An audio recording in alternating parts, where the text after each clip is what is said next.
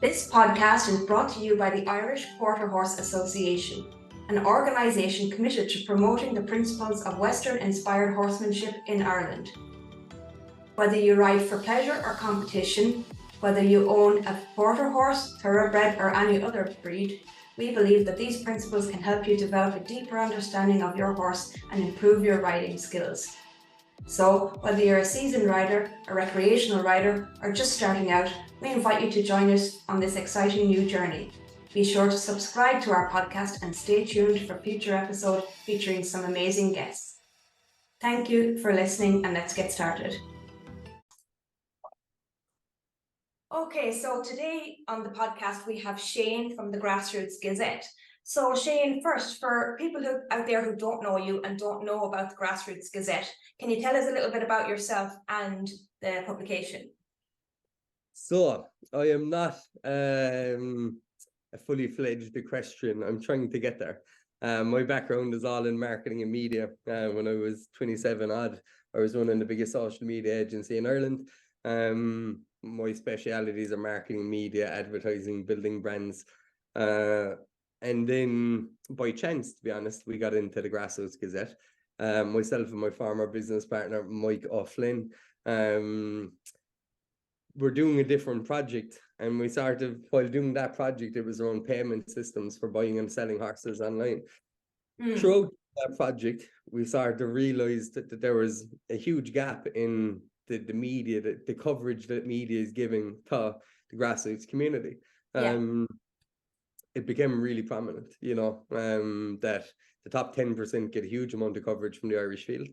And they do that very well. They do it very well for the top 10%. And that's great. But women and grassroots, the two biggest volume of communities in the equine industry on a global scale, get very little coverage.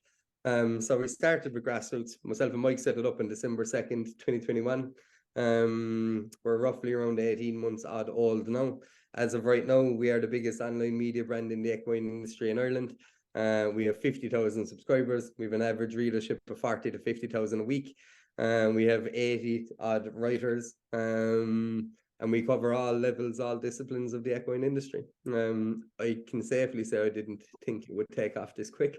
But it is going really well at the moment, and we're very proud to be able to give coverage to the grassroots community and to enable people to have a platform to write about what matters most to them. That's great to hear. Yeah, I didn't actually know that you had only started 18 months ago. I thought you guys had been running much longer than that. No, roughly maybe 18, 19 months ago. Yeah, December 2nd, 2021. So do the maths. We're at what? 16, we're at 19 months now. So in 19 months, we have 50,000 subscribers. We have an average readership of 40 to 50,000 a week. And now we're getting hounded, and I mean it in the best possible way, to shoot content at events and to go places, because what I like about the Grassroots Gazette is it's very unique. It's based on the people involved. So the three of us go to an event together, and the type of content we would shoot could be very different if the media team from the Grassroots Gazette went, or if a media team from Equitas, the women's brand we launched afterwards, went. And I really like that, because it adds a bit of flavor, it adds a bit of personality. And to be fair, we can see the amount of, and I mean this in a good way, we can see the amount of brands that are copying us. And that's what you need. You need, like, our job isn't to ever be, we want to be the shepherd, not the sheep. Our job is to guide the industry and move it forward in a really progressive way. So yeah, look, it's been a lot of fun. Like, I mean, there's some of the campaigns we've got to do, some of the people we've got to meet, some of the brands like yourselves we've got to do some cool stuff with. And I think the thing I'm most proud of is literally giving the people that are underrepresented in the type of media coverage they get, giving them a platform, giving them an opportunity to shine a light on some of the amazing people behind the scenes. Like, I love the new Unsung Heroes special feature we have, where you celebrate the people who don't get recognition, or the horse hero, that one horse, your horse of a lifetime, the one. Those were things that weren't really done before us, and I think it's really cool to be able to chat with one of you, come up with an idea, let's do this, and then the industry starts following in 2, 3, 4, 5 months, and now you're actually creating change. And that's the whole thing. The tagline for the Grassroots Gazette is "Be the change." That's it. That's amazing. Yeah. Yeah, be the change. We want to be the change in the industry. We want to move the industry forward in the most progressive way possible. And at the moment, we seem to be doing that very well. So I'll You sit here with a certainly smile. are. So Shane, like, you know well that the lifeblood of any organization is its members, and particularly its youth members. So in your opinion, what are the key factors in attracting younger people into equestrian sports, and what have you seen from your point of view that could bring more young people into the fold? I think this is a very loaded question. I really like it. I think you have a couple of issues. I think people look at the equine industry and think you have a lot of money if you're involved in horses, when Yeah. it's probably the exact opposite. There's the top 5% that have a lot of money to be involved in horses, and everybody else puts their horses first, and means usually the horses get a lot of where that money goes and not necessarily themselves. And the two you're smiling and nodding at me, so so look, I think, how do we get people involved? I think you need to come up with some kind of a work-life balance. I think you've a big problem in the equine industry, that it's literally, and it's stuff I didn't know before I got into the industry, that it's 365 days a year, that it is morning, noon, and night, that the horse and equine welfare and prioritizing the horse is at the core of everything you do. Yeah. So I think you need to, there's 2 to 3 things I would do. One, we need to be better at work-life balance. That's the first thing. The second thing, we need to come up with what I would consider a base level of pay for equestrians. Because if you want people to keep interested in something, and you want them, they need to feel valued. And they do. And it's something even at the Grassroots Gazette, we need to be, we'll be raising investment very soon. And everybody who writes for the Grassroots Gazette at that stage will get paid. They do it on a voluntary basis now, but that doesn't sit right with me. And it really doesn't, and hasn't done since me and Mike set it up at the start. Hence why we're going raising investment, because people need to be valued. They need to feel appreciated and respected. So I think that's the second thing. And then the third thing, I think, is you need to start to show the lifestyle. And a big part of us doing docu-series or educational series, or even a Grassroots Rider Academy, is showcasing the lifestyle of equestrians. Yeah. And to some that won't suit, but to others, they will look at it and go, that's exactly the lifestyle I want to live. And I think that those would be the 3 things. I think you need to be able to showcase it. You need to have a work-life balance, or some ethos around what a work-life balance is. And you need to be respected in alignment to pay, and in alignment to value. Yeah, that's interesting, because that actually leads into my next question, because I was going to ask you, how do you think organizations like us and like yourselves can support young people? And you've kind of answered that question in the way that we need to show real life with horses, and we need to show people that they are respected. So we can definitely say that you're doing that with the Grassroots Gazette, and what you guys are trying to get done there to make sure people are paid and respected and valued. You have to, yeah, but I think, look, we can be better. And that's the thing I love, is like the relentless pursuit of excellence. I talk to my team about it all the time. The relentless pursuit of excellence. And that's where you have to march towards. And as an industry, that's where we have to need to start to take a step back at times. I love the fact that I haven't ridden a horse. And everybody will say, we'll give you a horse, or we'll give you lessons, and etc. But what it gives me is a very objective view. Yes. I look at things differently. Why? Because I have never ridden a horse. I've never gone to training. I've never been coached. So when I look at that, then I start to take a step back and go, what do young people want to see? What do they want? Not what I want them to want, not what you want them to want. What do they actually want? Yeah. And then you sit back and you go, well, young people spend a lot of time on social media. It's a big part of mental health issues we have on a societal basis, not just in the equine industry. The comparisons they make online, it's reality TV, it's the stuff that they watch. Yeah. So with that in mind, why don't we, as a media brand, or representative bodies, namely yourselves, maybe HSI, HRI, dressage, eventing shows, whatever, why aren't we documenting the lifestyles of our equestrians? Yeah. Why aren't we taking young people, the next generation? We literally have the brand bought. I have a domain, thenextgeneration.com.ie. That will be a brand we will launch in the next 6 to 9 months. which is, and the tagline is the future of the industry. I've the whole brand made, the whole logo is built, everything is done. But Shane, do you sleep at all? I'm just wondering, like, do you? Not really. But I'm too excited. Like we're doing some amazing things, and the impact can be seen, you know, in January. And I'll come back to the question, but to give you the sample, like in January, one of our writers comes to me and says he has a mental health, he's going through mental health issues, and he wants to launch a mental health campaign. And 5 weeks later, we've just executed the biggest ever equestrian mental health campaign in the history of the equine industry in Ireland. The Hey How Equestrian mental health campaign. We were on TV, on radio, we're at races, all these big things. The point I'm making is we were able to do that by documenting what people are going through. Yeah. We were able to do that by telling the heartfelt stories. We were able to do that by pulling the whole community together to shine a light on a subject matter that needed to be addressed and looked at. So bringing it back, I think we have a responsibility as a media brand to not just be difficult when we can be, and to not just call the industry into disrepute. I think people need to be held accountable, okay, but to bring it back specifically, I think we have a bigger responsibility at the Grassroots Gazette, as do the Irish Field and other media brands in the industry, to shine a light on what the industry is and what it could be.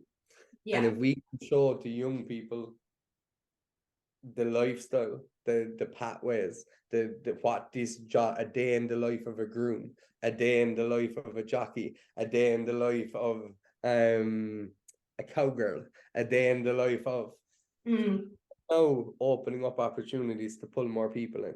But we do it in a the industry has always done it in a very traditional way. So even at the start of this, before you hit record, we were talking about the launch of a series, the Grassroots Rider Academy.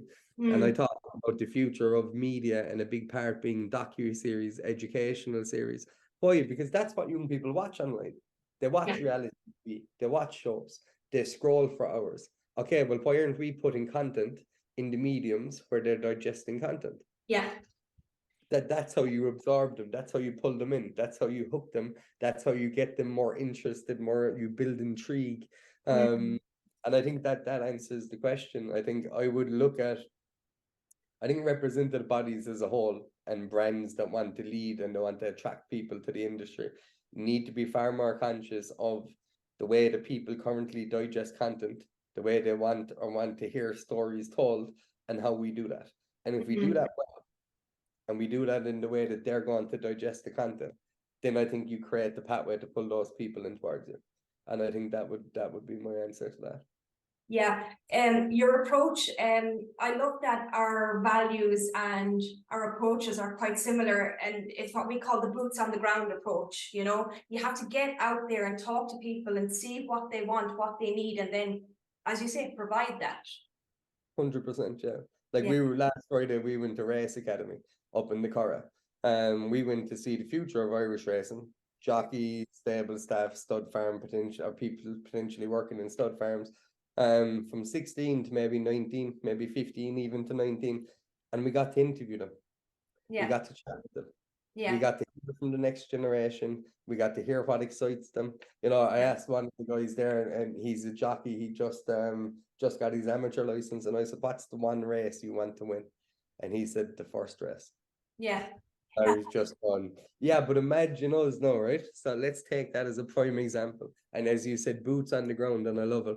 Imagine us taking that jockey and launching a series, and it runs across 12 months. And in that series, we capture the first race that he wins. Now, are you telling me that through that series, through that content, that we won't bring more jockeys to the equine industry in Ireland? Yeah. Absolutely, we will. Why? Because they'll be watching him going through, and they're watching the progression and the development, and then the pinnacle, he wins that first race as a jockey. Now, look, hopefully he would win it in the 12-month cycle, because, you know, winning races can be hard, but the principle is there because young people will track his progression. They will watch it, they will follow, they will engage, and they will feel inspired or intrigued. And that will be an easier way to pull them in, rather than going out and saying, we're looking for jockeys. By the way, we're not going to tell you how hard the lifestyle is. We're not going to tell you you've more failures than successes. We're not going to tell you any of that. So when you come in, you're going to leave again very soon after. Yeah. Whereas Yeah. if they're bought into the lifestyle, they're bought into that journey, and then they want to join, they know it all already. They're signing up to that journey.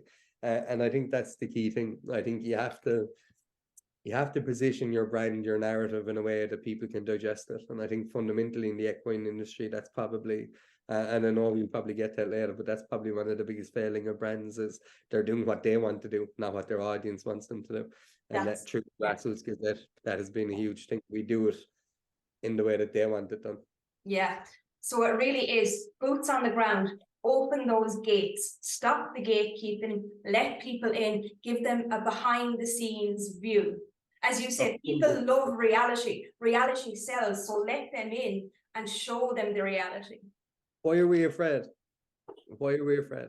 That's a good question. Like, because that leads into one of my next questions. Why are we afraid? What are those obstacles that we are going to face? Like, obviously, like, why is that? Yeah, look, there's going to be pushback, but like, if the industry, why the Hay campaign was so successful was the amount, and I was told, and again, me saying like, I have an objective view. I was told in December, there isn't a hope in hell you will get all the representative bodies to support the mental health campaign. They've never come together on any campaign.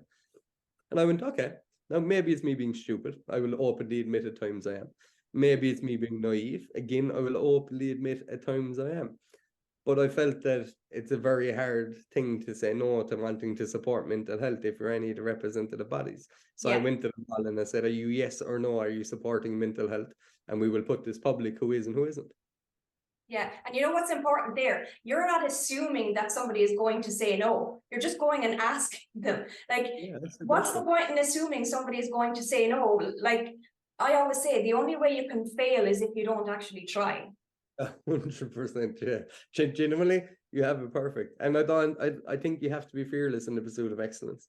You have to be ruthless, but you have to be fearless.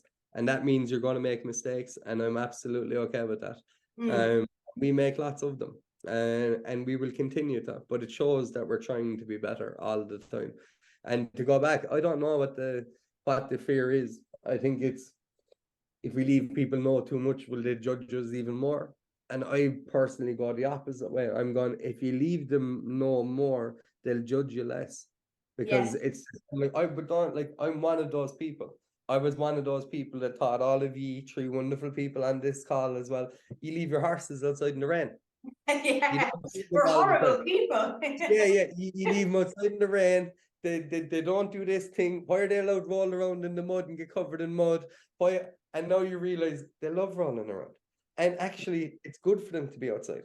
And they do eat and they forage. Yeah, that's a real thing. And I didn't know any of this. So me being uneducated, I have a lack of judgment. And I may be judging, but I'm judging the wrong things because I'm uneducated. Now that I'm more educated, being involved in the industry on a daily basis, I know better. So I don't assume. I know. And it's the same for the wider public. If we can educate them on the sacrifices, on the commitment, on the unwavering support that people give their horses, for the better part, we're talking 99.5%.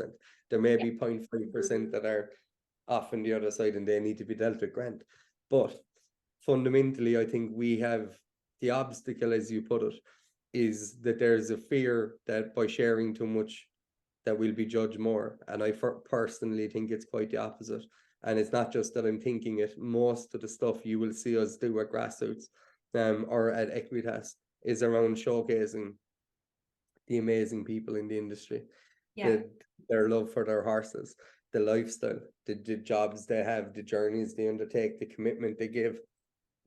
And it's been a huge part of our successes because we've been honest and open about the journeys. People talk about their mental health, they talk about their horse of a lifetime, they talk about all these various topics. But I think to answer specifically, we need to overcome the obstacle of fear. You know, I literally have a ring. They won't see it on the podcast, but it says be fearless. That's what's written on it. Because if you want to change the world, you have to be fearless. And I think representative bodies and big brands and the media have a big role to play here in transforming the industry and transforming how the wider public understand the industry and then support the industry in turn as a byproduct. Yeah. So really, you're not just talking, you're walking that talk. So you're leading by example and actually opening those gates and opening yourself up to judgment and showing others that that's okay. That opening yourself up and admitting that you don't know everything, that maybe this not might go wrong, it might go right. And then when it goes right, you're showing everybody that, hey, we're not going to be judged for opening those gates a little bit. 100%. And I think a big part is you have to start to sit there and go, sometimes we're going to get it wrong. Yes. And that's okay. Nobody, Because nobody is ever 100% right, and nobody is ever above learning. exactly. And that's what I'd prefer. I'd prefer to get it wrong and have the appetite to learn, the appetite to progress, the appetite to be better, than be afraid to get it wrong and stay stagnant where we are. Yeah. Because let's be clear, the biggest worry people in the equine industry should have is, are we going to be allowed to sit on our horse in 10 to 15 years time?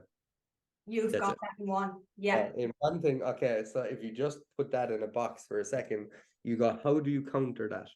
Because where would the pressure come from? The pressure won't come internally in the industry. Ye all love your horses inside out, upside down, every way till Sunday. That's the way all equestrians are. Okay, so now we know the pressure won't come from within the industry. Where will the pressure come from? The wider public. And why will it come from the wider public? Due to a severe lack of understanding and not being educated on the key areas they need to. So us as an industry, us as a media brand at the Grassroots Gazette, if we know that, and going back to what you said, talk is cheap. Yeah. You know, you either talk the talk and walk the walk, or you just talk loudly and nobody's really listening because all you do is talk. Yeah. Everything we said we would do, we said we would launch a women's brand. Equitas was born, has been read in 64 countries. We said we would do a mental health campaign, the biggest mental health campaign in the history of Ireland. We said we would change how media is done in the industry. Well, we're 4 times bigger than the Irish field online now, and we're 16 months old, or 19 months old, sorry, and they're 150 years old. That's not to belittle the Irish field. They do a brilliant job in what they do.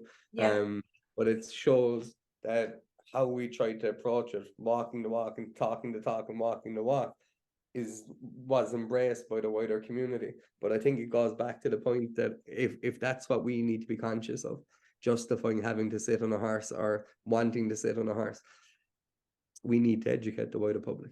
Yeah. So as you say, like this gatekeeping could backlash big time. It is backlashing big time. Yeah. You see the animal rights activists over at Epsom, over at Aintree, over at Cheltenham. It's happening now. We're here. Yeah. So a lot of what I'm trying to do, like I'm with HSI in the next couple of days.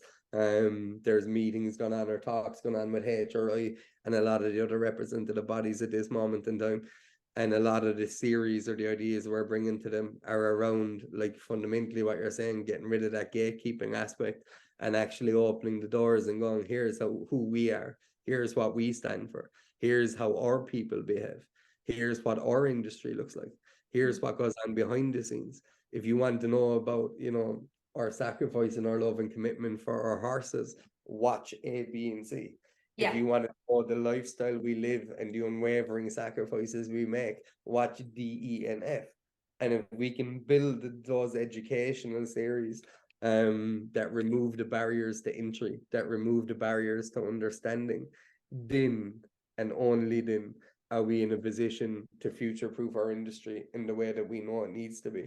And that's the thing, you know. I talk to our team a lot about a famous quote from Spider-Man. With great power comes great responsibility. Yeah. And I said it on our first chat, and I'm a huge advocate for that. We are the current custodians, all of us, the whole industry. We are the current custodians of the equine industry. That's what we are. Which means we have this, like, in the whole length of time, we have this little box, this 10, 20, 30 year period, maybe 40 years, whatever. That's our remit. What we hand over to the next generation and the type of industry, the type of understanding of the industry, that's up to us. With great power comes great responsibility. We have the power as the current custodians, but we have a huge responsibility to position the industry in the right way for the next generation. So what we hand over to them is future-proofed. What we hand over to them is an industry that is much better understood by the wider public. And I think that is really, really important to everything we do at the Grassroots Gazette. Yeah, 100% agree. So Shane, if somebody's listening to this podcast or watching it and they're feeling inspired by your words and they want to do something like this, they'd like to start building a brand or an online presence that helps horses or helps horse riders, what advice would you give them? I think everything goes back to infrastructure. Mm-hmm. So for me, like the tagline on my previous business was we build scalable brand infrastructure. So I would start with understanding your why. So Simon Sinek has a famous model. It starts with why, the golden circle.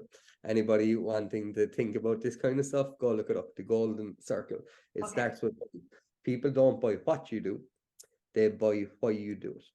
So that's my starting point. Why are you doing this?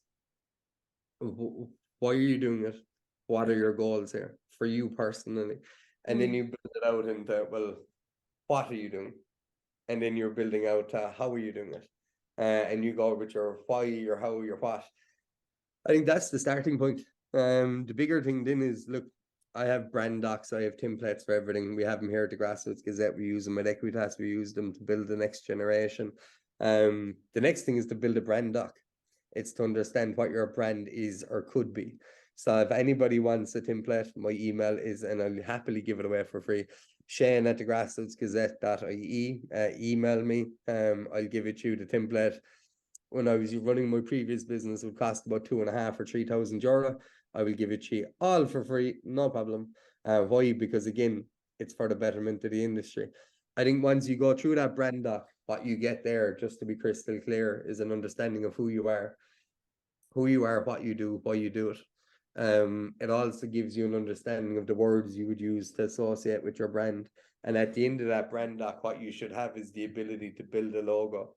Yeah. Is to understand the color coding of your brand, to build a logo. And from there, you're really trying to set down who do you want to be online. You know, our personality online is fun, it's engaging. We're serious when we need to be, but we have a lot of fun doing what we're doing. You know, you'll go on and hear music on our playlists that are on our videos and things you just won't hear in many other media brands. Why? Because it's a bit techno, or it's a bit rocky, or it's a bit what. Depending on who's put up the video, to be honest. But it's us. And that's what it is. It's us. It's our crew. It's our team. It's the grassroots movement. It's the grassroots community. And that's why people tend to come back to us. So I think you start off by defining your why. You look at Simon Sinek's golden circle. That's step one. Step two, you go in, you fill out a brand doc, and you understand what way you want your brand to be.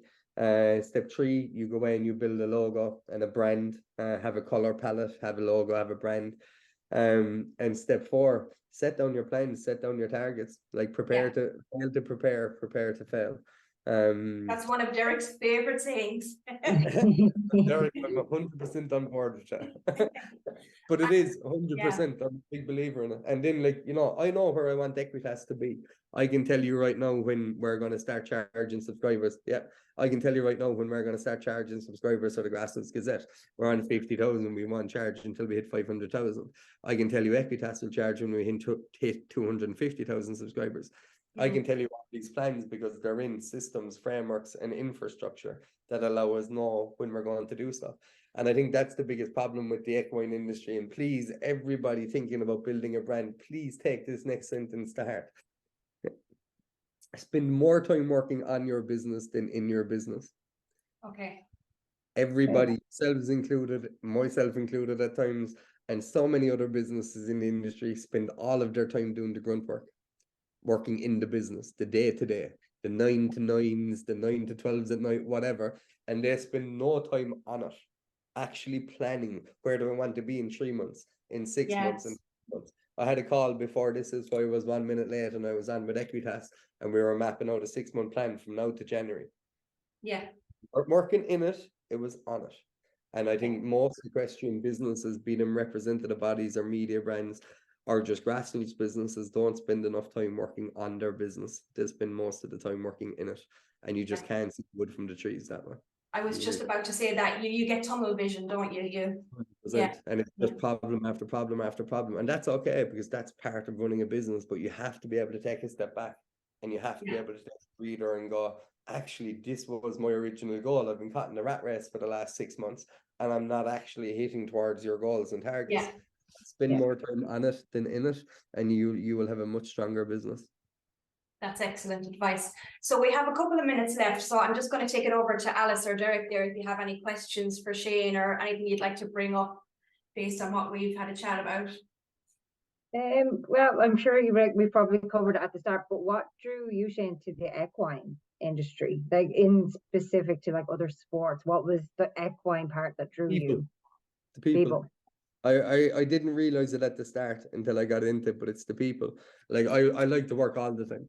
I don't have kids. I'm not married. I have a partner. She's the only person I know that works as hard as I do. Meaning this is what she likes to do. If I ring Marie at 11 o'clock tonight, she'll be designing something. If I ring her at 8 o'clock in the morning, she'll be designing something. I work 7 days a week. It's a lifestyle, it's not a job. I love what I do. After this, I have more calls to go on. I'll finish up at 2 or 3 in the morning. And I wouldn't do it any other way.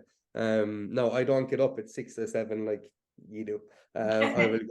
I'll get about 6 hours sleep and I'll be back up to go to work. But it's the people, unequivocally, it's the people. I have fallen in love with so many people in the industry, their mind frames, how they approach things, the sacrifices they make, the commitment they give all the time. And yeah, it's one of the biggest untapped, undigitized markets in the world. The equine industry is worth 280 to 300 billion on a yearly basis. Yeah. That's the value of the industry. That's now crazy. for that to be undigitized, yeah, see huge opportunities there. Now, I realized all of that after the fact, but what made me fall in love with it, just to answer specifically, is the people. I love the mind frames of people. I love the curiosity. I love the no, that definitely won't work. That's a terrible idea. The judgment in some ways. And I love the fun of figuring stuff out together. But yeah, definitely the people. The people are, you don't get many people who work so hard. And at times for so little. yeah, And do smile on their face just because they love their horses. yeah, And I just find that fascinating. So the people, definitely. yeah, that's amazing. So that was incredible, Shane. Thank you so much. If anybody would like to get in touch with you, can you just give out your email again? Yeah, if you want to hit me up directly, it's shane@thegrassrootsgazette.ie. If any are interested in writing, head on over to the grassrootsgazette.ie and fill out the form. You can follow us at the Grassroots Gazette on Facebook, Instagram, Twitter, TikTok, YouTube, and everywhere else. We are all over the place online. But look, I'm delighted to be here and to come on and chat with you. I think what you're doing and the potential you have, you're literally epitomised why we set up the Grassroots Gazette. A lot of cool people coming together because they're really passionate about something, wanting to inspire the next generation, aligning to Irish Quarter Horse Association, and looking at the coverage you're getting versus could be getting. We've already talked about the cool stuff we're going to do together and some of the ideas we have across the next 3 to 6 months. But yeah, I think very exciting. you epitomise why we set up the Grassroots Gazette. You know, grassroots people doing stuff for other grassroots people and trying to inspire the next generation. So really happy to have come on and chatted with you, and delighted to do some really cool stuff with you in the future. We're buzzing. And we're delighted to be working with somebody like yourself, somebody who's so passionate and, as you say, hardworking. You don't find too many people like that. So I would like to just ditto everything you've said and say thank you for coming on this evening, and thank you for the help and advice you've given us previously, and for any help and advice you're going to offer us in the near future. We really appreciate it. Only the beginning of us doing some cool stuff together. Only the beginning. Okay, guys, so we'll leave it there. Thanks very much, and we'll see you all soon.